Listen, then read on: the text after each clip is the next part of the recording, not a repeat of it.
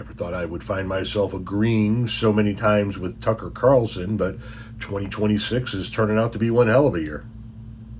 Let me ask, though, about why taxpayers should have to pay for this if it's a private business and your tenants are some of the richest companies in the world. Why would taxpayers be required, as they now are, to subsidize this? They don't. They don't necessarily have to do that. They just won't win any contracts. It's a competition. But why are you getting tax breaks is my question. Yeah, everybody, you go back and you say, what incentives can you give us to invest $15 billion in the first 1.5 gigs? That's what it takes. I have to go raise $15 billion. That's just okay, the but anyone who starts a business, why should taxpayers have to pony up for that? They don't. But well, of course they do. If you're getting a tax break and they're not, they're making up the difference. There's a state budget. Okay, that's no problem. That's no problem. I can build it in Texas. I can build it in Jacksonville, Mississippi. Then go. But why, if it's such a good business, would you be asking taxpayers to pay for it without giving them equity in the company? Are you giving taxpayers shares? No, the investors get the shares. But here's why they would do it. But why would the taxpayers have to? Well, I mean, in other words, if you want to start a business, but why am I, as a taxpayer, forced to pay for your business? I don't get it. Like I said, never thought I'd be agreeing with Tucker Carlson, but here we are. For Kevin O'Leary to say, well, you guys just won't win any contracts, I'll just go build it in Texas. Then go build it in fucking Texas. Go build it where the people want to give you the tax breaks.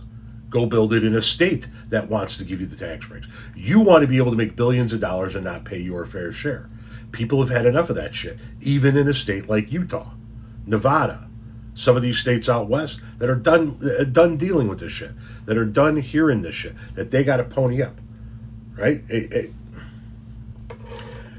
I get why sometimes tax incentives are given, because a company is going to move into your area, they're going to put up a facility, and they're going to create jobs and eventually contribute to the tax base. So you're going to give them a tax break up front. You're going to give them a tax abatement. They don't have to pay taxes for 10 or 15 years.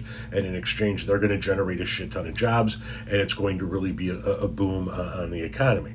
That's not what these data centers are.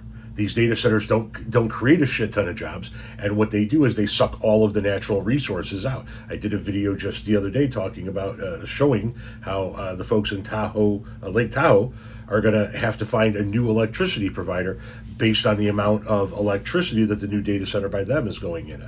Water tables are running dry. Electricity rates are going up, and there's no benefit to the society other than having more AI. And I know that people are like, well, everybody relies on AI. But we already have the capabilities to rely on the AI that we use right now. We are building massive data centers, some the size of Manhattan, for some reason. And it's not growth of AI, in my opinion. There's another reason why, and I can't quite figure out what it is. Having said that, no, then go build it in Texas, Kevin O'Leary. Fuck you. The people where you're wanting to build your data center don't want it. Go build it where somebody wants it.